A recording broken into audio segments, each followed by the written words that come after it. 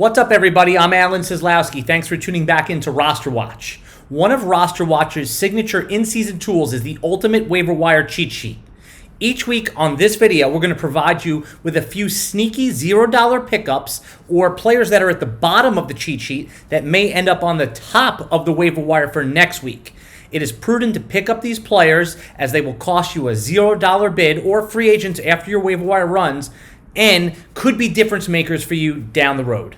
The first player we're going to talk about is Jeff Wilson, the running back and special teams player on the San Francisco 49ers. Jeff Wilson is only 2% rostered, so he's likely available in your league. It's only week 3, and many of our teams need a patch at running back this week. There's going to be fierce competition on the waiver wire for Mike Davis, the New York Giants trio, Jerick McKinnon, Josh Kelly, Darrell Henderson, and many more. It's going to be a long season, so we may need to hold back some of our fab and look to see who we can get for $0 that we can plug right into our lineup. Now, 49ers starters Raheem Mostert and Tevin Coleman are both likely out. And as much as RosterWatch loves Jerick McKinnon as a rest-of-season PPR play, special teamer Jeff Wilson has already displayed game-breaking ability and a plus ability in the red zone. He's got a real nose for the end zone. Wilson is playable this week and could have some staying power should the injuries to Mostert and Coleman go on for an extended period of time. He's worth a $0 bid if you have the roster room this week. The next player that we're going to talk about on $0 bidding is Mecole Hardman, the wide receiver on the Kansas City Chiefs. Mecole is about 34% owned across leagues, so there is a chance that he's available in your league. With the Kansas City wide receivers healthy to start the season, Mecole Hardman was likely getting overdrafted at his 9th round ADP. Mecole's per play stats are fantastic, but his extremely low volume makes him below the threshold for rosterability in most 12-team leagues. Hardman was drafted in the 2nd round in 2019 of the real NFL draft by the Chiefs, not knowing if Tyreek Hill would be back or serving a long suspension.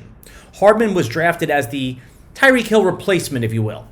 Now, Sammy Watkins had his usual week 1 blow up on the Chiefs, probably on your bench, and then you probably put him in week 2, and he got a concussion. And now his status, he's probably playing, but you're likely going to sit him down until you see his production again.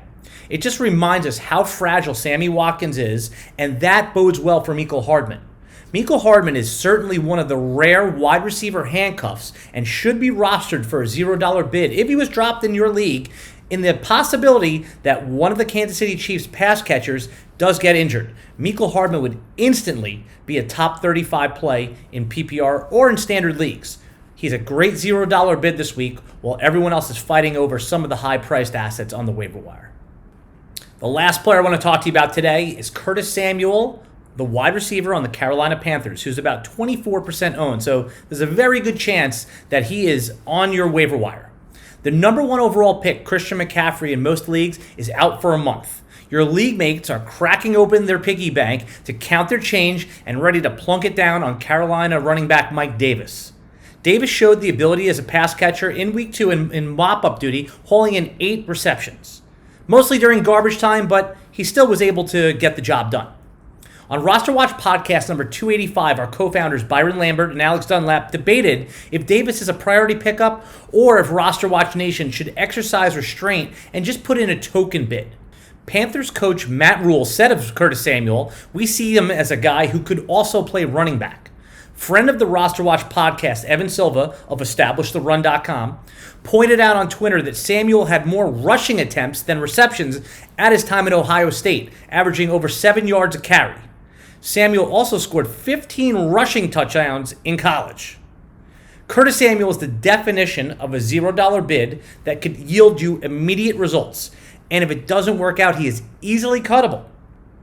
Okay, RosterWatch Nation, that's it for today. Remember to like and subscribe to get notifications when we go live. And leave us a comment in the video. We will comment back. Until next time, goodbye.